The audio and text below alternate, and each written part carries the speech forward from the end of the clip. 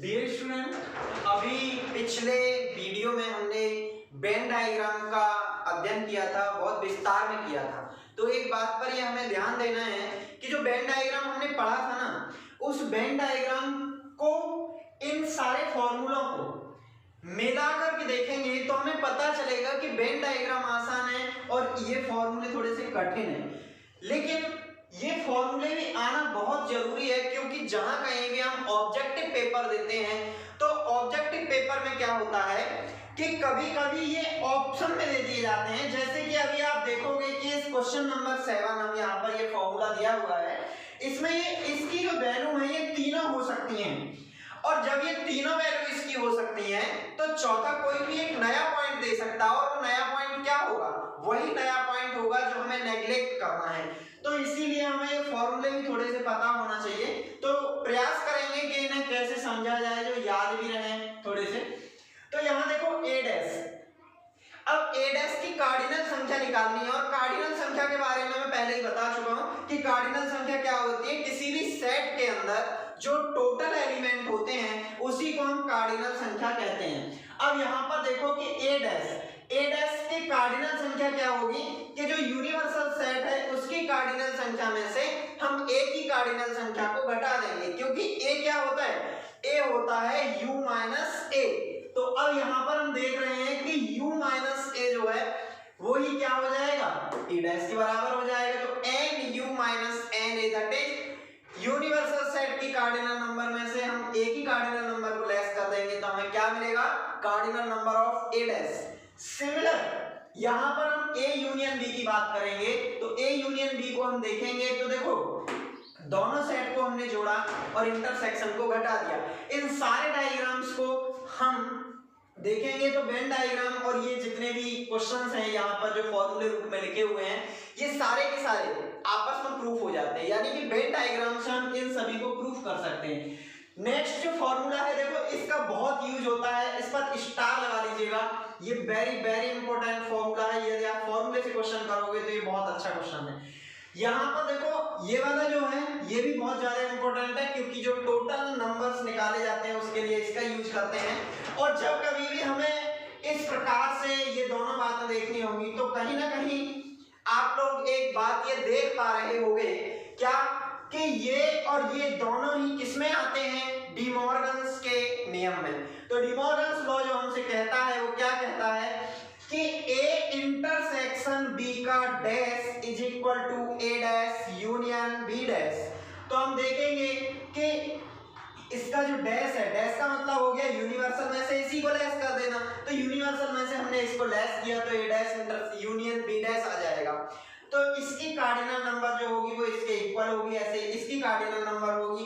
अब यहाँ पर बात आती है सिमेट्रिक डिफरेंस की। तो सिमेट्रिक डिफरेंस का मैंने तुम्हें मतलब बताया था कि क्या होता है सिमेट्रिक डिफरेंस। आप लोग अगर पहली बार इस वीडियो को देख रहे हैं तो सिमेट्रिक डिफरेंस के लिए मेरी प्रीवियस वीडियो को जरूर देखें, वहां पर मैंने स्पष्ट किया है कि सिमेट्रिक डिफरेंस क्या होता है। जैसे हमने ये बनाया तो यहाँ पर ये सेट A है, ये सेट B है। अब हम देख रहे हैं कि सेट A में से B को लेस करेंगे तो केवल ये वाला पार्ट बचेगा। क्या बचेगा, ये वाला पार्ट, क्योंकि जो A डेल्टा B का फॉर्मूला होता है A symmetric difference B। A symmetric difference B का मतलब हो गया A minus B union B minus A।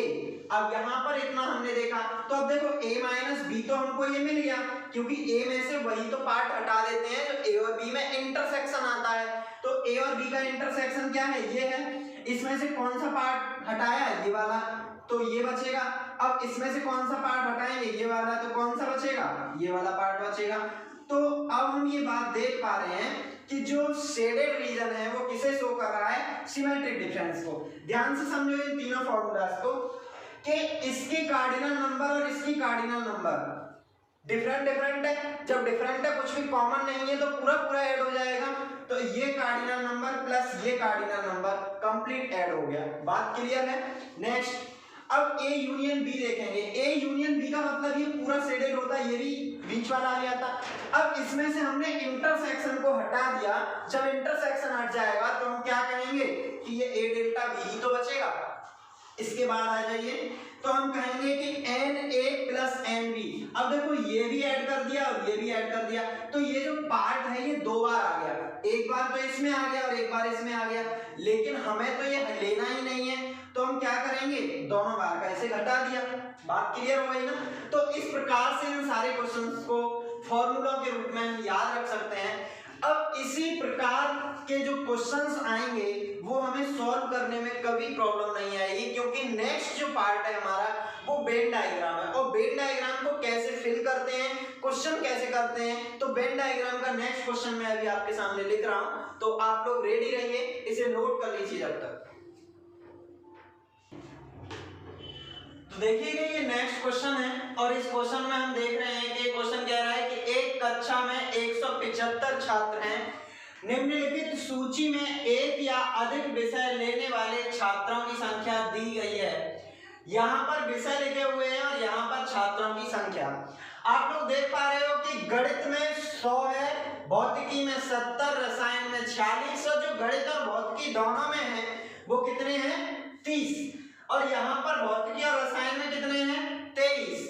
तो इस प्रकार से ये छात्रों की संख्या हमें दी हुई है, और हमसे ये पूछ रहा है कि ज्ञात कीजिए केवल गणित लेने वाले छात्रों की संख्या, केवल भौतिकी लेने वाले छात्रों की संख्या, केवल भौतिक तथा रसायन लेने वाले उन छात्रों की संख्या जिन्होंने गणित नहीं लिया, क्योंकि भौतिकी लेने वाले छात्रों में तो वो भी छात्र सम्मिलित होंगे जिन्होंने गणित लिया है, लेकिन हमसे पूछ हो रहा है कि भौतिक और रसायन लेने वाले उन छात्रों की संख्या जिन्होंने गणित लिया ही नहीं।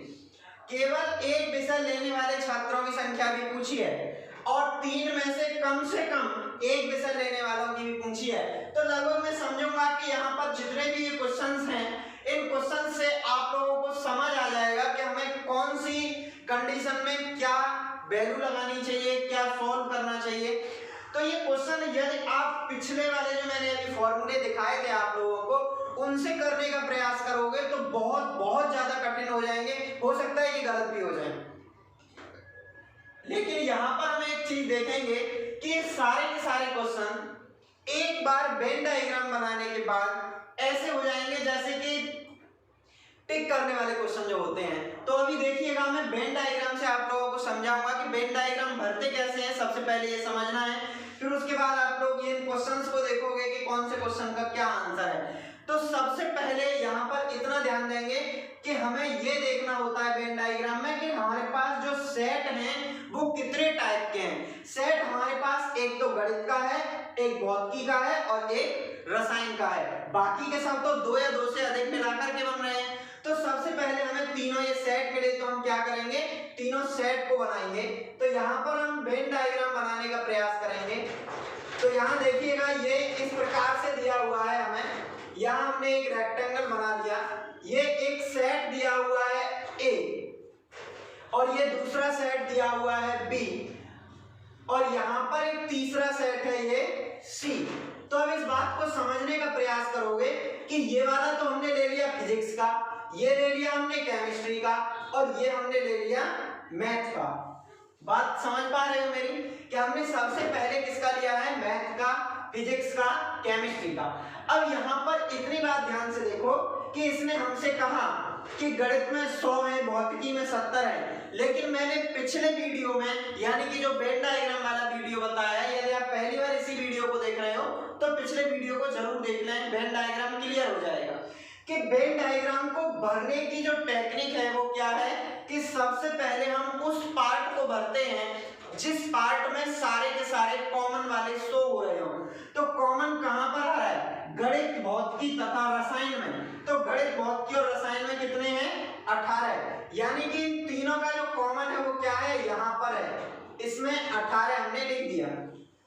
अब ध्यान से समझो, फिर हम तीनों भरने के बाद में उन्हें भरेंगे जो 2-2 की बात कर रहे हैं। तो 2-2 की बात में देखो यहाँ पर गणित तथा भौतिकी में कितने हैं, 30।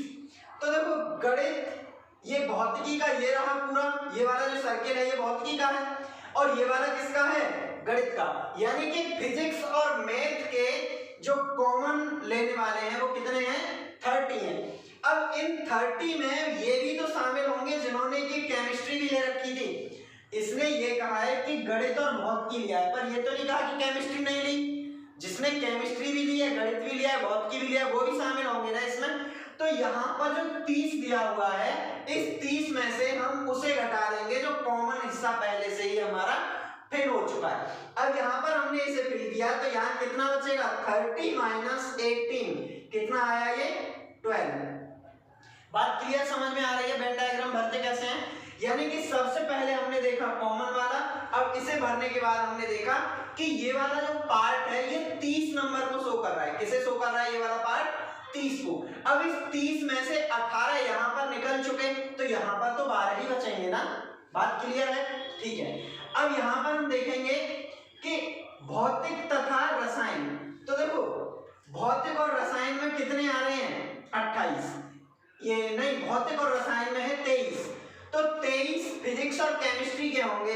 अब 23 में से 18, ये फिजिक्स और केमिस्ट्री का कॉमन पार्ट ये वाला है, इसमें से 18 पहले ही फिल हो चुके हैं।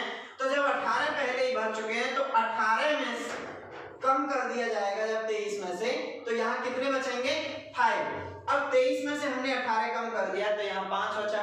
फिर हमसे कह रहा है गणित और रसायन, तो देखो मैथ का ये वाला सर्किल है और केमिस्ट्री का ये। मैथ और केमिस्ट्री के मिलाकर टोटल कितने हैं, 28। अब 28 वाला जो पार्ट है वो तो ये वाला है ना। अब इस पार्ट में हम देखेंगे कि 18 पहले ही निकल चुके हैं, तो यहाँ कितने बचेंगे, 10। तो यहाँ पर हमने 10 भर दिया। अब इसके बाद आ जाइए जिनमें सिंगल सिंगल दिया हुआ है। तो देखो इसने कहा हमसे कि मैथ में 100 स्टूडेंट हैं, पर मैथ में 100 का होने का मतलब ये तो नहीं है कि उन पे फिजिक्स नहीं होगी या केमिस्ट्री नहीं होगी। जैसे आप किसी क्लास में पढ़ रहे हो, वहां पर ये कहा जाए कि मैथ की क्लास में तो 100 स्टूडेंट हो जाते हैं, तो मैथ की क्लास में 100 स्टूडेंट होने का मतलब ये तो नहीं कि वो टोटल मैथ वाले ही होंगे। उनमें ऐसे भी होंगे जिन पे मैथ और फिजिक्स होगा, ऐसे भी होंगे जिन पे मैथ और केमिस्ट्री होगा, या जिन पे तीनों होंगे। तो यहाँ पर हमसे कहा है कि मैथ में 100 हैं। अब मैथ में इस सर्किल में टोटल 100 थे। अब 100 में से देखो कितने निकल चुके, 18 और 12, 20 और 10, 30 निकल चुके। तो यहाँ पर कितने और बचेंगे, 70। यानी कि मैथ वाला जो टोटल सर्किल है उसमें, ठीक है। तो यहाँ पर हम देख रहे हैं कि 18 और 12 जो होगा वो 30 होगा, 30 और 10 40 हो गया। 40 को 100 में से लेस करेंगे तो ये 60 आ जाएगा। अब एक बात बहुत ध्यान से देखो, यहाँ 60 आ गया। अब ऐसे ही केमिस्ट्री का ले लीजिए, तो केमिस्ट्री में कितने हैं, 46। अब 46 में से इन्हें कम करेंगे तो देखो 18 और 10 28 और 5 कितना हो जाएगा, 33। अब 46 में से जब 33 को लेस करेंगे तो यहाँ कितना बचेगा, 13। तो यहाँ पर हमने 13 लिख दिया। अब इसके बाद देखो फिजिक्स में कितने हैं, फिजिक्स में 70। अब 70 में से ये सभी लेस कर देंगे तो ये हो गया 30 और ये 5, 35। 70 में से 35 हटाए तो कितना बचेगा, 35। यानी कि ये हमारा वेन डायग्राम टोटल फिल हो चुका है। अब एक बात और समझना, पर ये नहीं कि इसमें जितने भी स्टूडेंट लिखे हुए हैं वो टोटल स्टूडेंट है, नहीं, क्योंकि उसने हमसे पहले ही कहा है कि 175 स्टूडेंट हैं, तो टोटल स्टूडेंट तो 175 थे। और यहाँ पर कितने हैं, यहाँ पर काउंट करके देख लो, देखो 35 और 5 40 और ये 30 70 और 10 80 और 60 140 और 13, तो ये 153 हुए। और जबकि हमारे पास है कितने, 75। तो जब 175 है, इसमें से 153 लेस करेंगे तो हमारे पास कितना बचेगा, 20। तो जो 20 स्टूडेंट हैं ये वो एक्सटर्नल स्टूडेंट हैं जिन्होंने कुछ भी नहीं लिया, जिन पे कोई सब्जेक्ट नहीं है। बात समझ पा रहे हो ना। हाँ, तो अब यहाँ पर हम देख रहे हैं कि ये 22 स्टूडेंट वो स्टूडेंट हैं जिन्होंने कोई भी सब्जेक्ट नहीं लिया। अब आ जाते हैं हम इन क्वेश्चंस पर कि ये क्वेश्चंस कैसे करेंगे।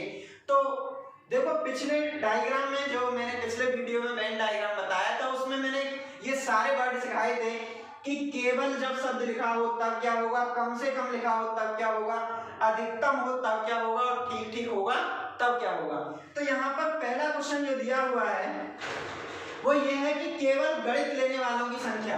तो देखो मैथ में ना तो ये ले सकते क्योंकि ये वो है जिनमें फिजिक्स और मैथ दोनों सम्मिलित है, तो केवल मैथ वाले जो है वो कितने हैं 60। तो पहले वाले क्वेश्चन का जो आंसर हो जाएगा वो कितना हो जाएगा 60।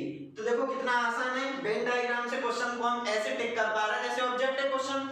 अब यहाँ पर केवल भौतिकी लेने वालों की संख्या, तो केवल फिजिक्स वाले कितने हैं 35। तो यहाँ पर केवल फिजिक्स वाले भी कितने हो जाएंगे 35। तो ये आंसर इसका हो गया। अब देखो यहाँ पर ये 35, ये 60 हो गया, इसका 35 हो गया। नेक्स्ट में ये कह रहा है कि भौतिकी तथा रसायन लेने वाले, भौतिकी और रसायन लेने वाले उन छात्रों की संख्या जिन्होंने गणित नहीं लिया। तो अब ध्यान से देखो कि भौतिकी और रसायन में ये सभी आए थे ना, लेकिन हमने ये कह दिया कि गणित नहीं लिया। जब गणित नहीं लिया तो इसका मतलब ये वाला पार्ट तो निकल जाएगा, क्योंकि ये 18 वो स्टूडेंट हैं जिन्होंने फिजिक्स केमिस्ट्री के साथ मैथ भी लिया है। तो ये हम हटा देंगे, तो केवल फिजिक्स और केमिस्ट्री वाले ही तो चाहिए। इसका मतलब यही तो हो गया कि केवल फिजिक्स और केमिस्ट्री वाले बताओ। तो केवल फिजिक्स और केमिस्ट्री वाले कितने हो गए 5। तो हम यहाँ पर थर्ड क्वेश्चन का जो आंसर लिखेंगे वो लिखेंगे 5। अब देखो फोर्थ पे आ जाइए, गणित तथा भौतिकी लेने वाले उन छात्रों की संख्या जिन्होंने रसायन नहीं लिया। तो देखो मैथ और फिजिक्स लेने वाले तो ये टोटल है, लेकिन ये 18 वो भी हैं जिन्होंने मैथ और फिजिक्स के साथ केमिस्ट्री भी लिया हुआ है। देखो आप कॉमन में आ रहा है ये, तो केवल मैथ और फिजिक्स वाले 12 होंगे। कितने होंगे 12। तो ये वाला जो आंसर होगा इसका वो हो जाएगा 12। तो यहाँ पर देखो आंसर देना वेन डायग्राम से कितना आसान हो पा रहा है, जैसे कि कुछ है ही नहीं। और अगर इन्हीं को आप फॉर्मूले से करने लगोगे तो आप पे क्वेश्चन होगा भी नहीं, होगा भी तो गलत हो जाएगा, फिर दोबारा करोगे, फिर थक कर बैठ जाओगे, छोड़ दोगे। अब इसके बाद में दिया हुआ है केवल एक विषय लेने वाले। अब एक विषय में ये नहीं कहा कि केवल मैथ या केवल फिजिक्स, केवल एक का मतलब चाहे तो वो खाली फिजिक्स ले ले, या केवल मैथ ले ले, या केवल केमिस्ट्री ले ले। तो यहाँ देखो केवल फिजिक्स 35 ने लिए, केवल मैथ 60 ने लिया है, और केवल केमिस्ट्री 13 ने ली है। तो केवल एक विषय लेने वाले छात्रों की जो संख्या होगी आप लोग यहाँ पर देख पाओगे कि यहाँ केवल एक वाले के लिए देखो 60 भी ऐड होगा,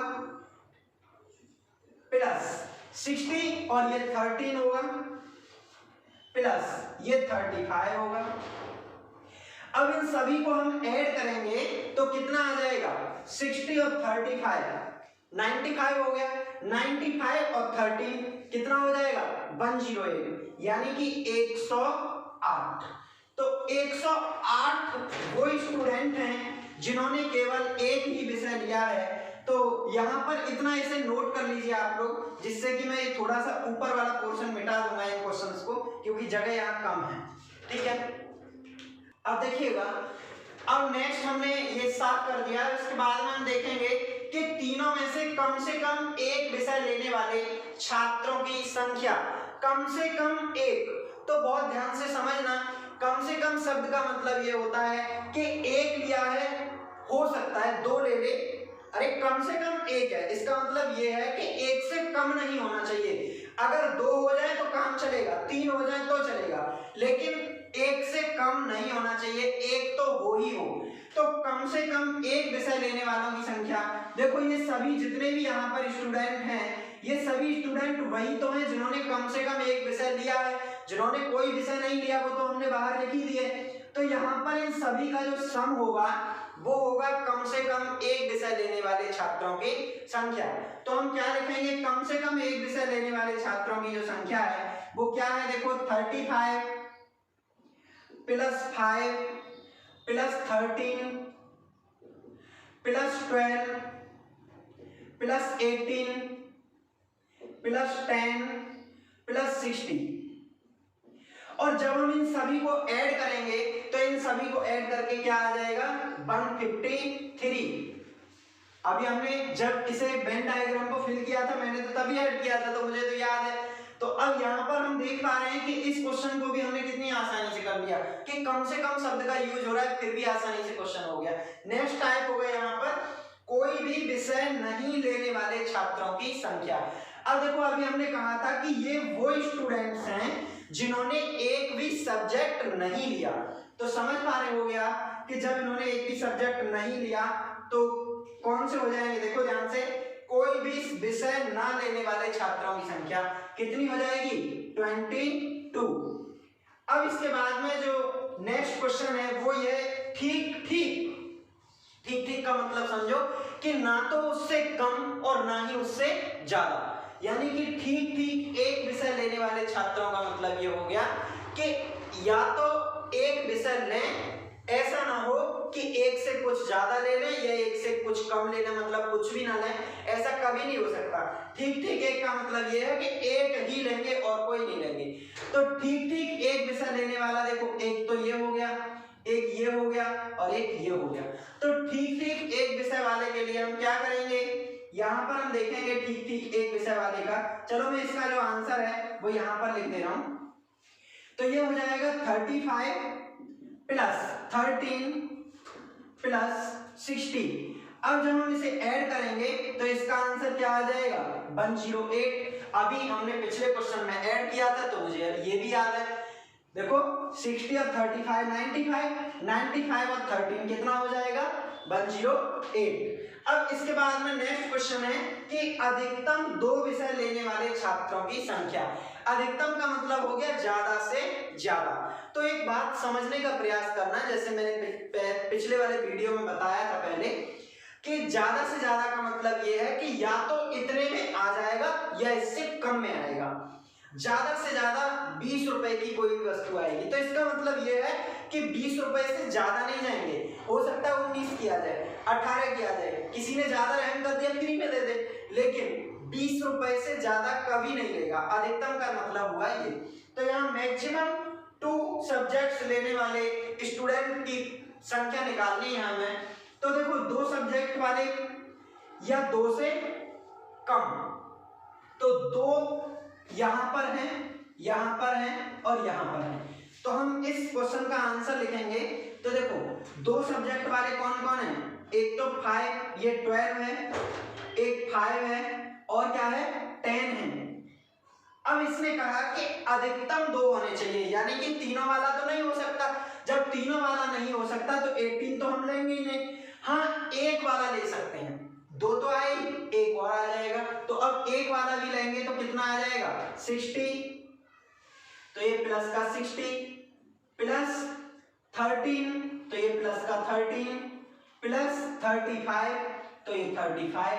अब इन सभी को ऐड कर लो। जब इन सबको हम ऐड करेंगे तो कितना हो जाएगा, देखो ये हो जाएगा 35 और 5 40 और 60 100 और यहाँ पर हम देख रहे हैं कि 12 और 13 25, तो 125 और ये 10 तो 135 आ जाएगा। कितना आ जाएगा, 135। तो देखो कितनी आसानी से ये क्वेश्चन हो पाए वेन डायग्राम से। अब इसी क्वेश्चन को आप लोग घर पे बैठ करके एक बार फॉर्मूलों से करके देखना, तो आपको पता चलेगा कि वेन डायग्राम से क्वेश्चन करना कितना आसान होता है, कितना इंपॉर्टेंट टॉपिक है ये वेन डायग्राम, जो कि सेट थ्योरी के ज्यादातर ये क्वेश्चन देखो जीमेल में भी पूछे जाते हैं। ये क्वेश्चन बीटेक एंट्रेंस में, एनडीए में, किसी भी जगह पर पूछे जा सकते हैं। तो आप लोग इस प्रकार के क्वेश्चंस को घर पे बैठ करके, आपकी बुक्स में बहुत सारे क्वेश्चन होंगे, उनकी प्रैक्टिस करिएगा। और नेक्स्ट वीडियो में अभी एक और आप लोगों को दूंगा जिसमें सेट के ही कुछ क्वेश्चन और कराएंगे। तो आप लोग इस वीडियो को देखने के बाद में, अगर आप पहली बार इस वीडियो को देख रहे हो तो मेरे चैनल को सब्सक्राइब भी कर लीजिए और जो साइड में घंटी बनी होती है बेल आइकन, उसे जरूर प्रेस करें जिससे कि मेरे नए वीडियो का नोटिफिकेशन पहुंचे। मैं कंप्लीट पढ़ाऊंगा, मैंने कहा है कि इस चैनल पर कंप्लीट सिलेबस कराऊंगा तो कंप्लीट कराऊंगा, और लोगों की तरह नहीं कि बस कह दिया स्टार्टिंग में कि कंप्लीट कराऊंगा फिर छोड़ दें। समझ गए ना, कंप्लीट सीक्वेंस में सभी टॉपिक मिलेंगे और बेस्ट कलेक्शन होगा। बस ज्यादा से ज्यादा शेयर करें, ठीक है। Thank you.